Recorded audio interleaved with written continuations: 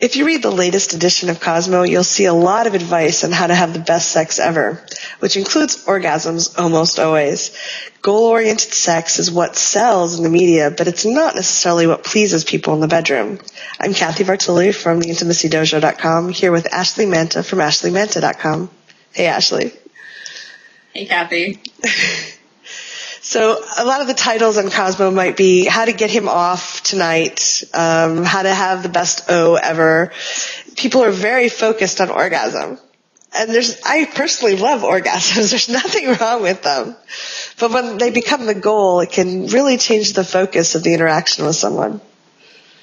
Definitely. So many sex articles are focused on how to have the best orgasm possible, and G-spot orgasms and clitoral orgasms and vaginal orgasms, and guess what, guys? They're all just orgasms. And they're great. Yeah. But if you spend the entire sexual interaction focusing on, oh my God, I need to get off, oh my God, I need to get off, oh my God, I need to get off, you're going to get so stuck in your head that you can't actually enjoy the sex that you're having. Yeah.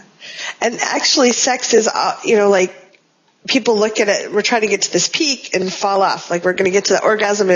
But actually arousal is kind of like a little more fluid. There's peaks and valleys as you go.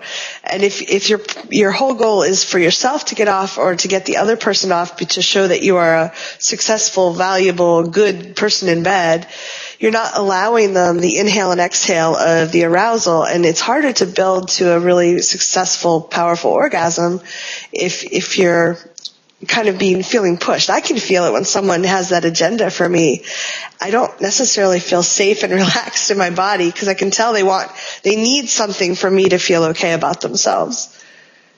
Definitely. And so often when we hinge our sexual confidence on how well we are able to get our partner off, it can be really distracting for both partners. I have a friend who, when she masturbates, takes 45 minutes to orgasm. Uh-huh. You add time to that number when she's with a partner. Yeah. And she's had partners be like, I can't believe that I can't get you off. Yeah. And then she feels bad when really it's the ride that's the important part, no pun intended. Yeah. It's the build up, it's the stopping and starting, it's the intimacy of looking into each other's eyes and really experiencing each other's bodies rather than focusing on the big O. Yes.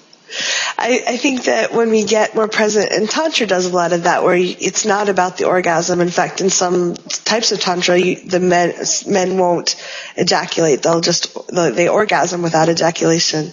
But it's really a beautiful, when you're very present with how your touch feels to each other, and you're not just trying to get your hand on their genitals to try to push them over the edge so that you've had a successful night with your partner.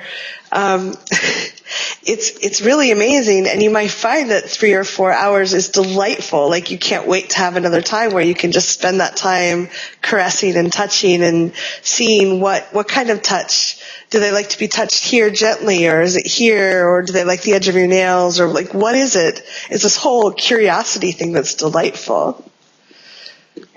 And when we see orgasm as a goal, it also tends to be seen as a finishing point. Like, yes. Oh, good, I had an orgasm, now I'm done. Whereas if you don't orgasm, you can tease and touch and build up and slow down and really experience all the sensations of each other's bodies. You can, and you can actually, after, some men may not believe this, but after you orgasm, you can still touch and play and be, there's still a beautiful connection to be had, and I know many women have multiple orgasms, and even if they can't, it feels really good to both parties. So when you stop focusing on the big O, you can start having a lot more fun in the bedroom. Yes, you can. So let us know how you enjoy your partner without actually orgasming.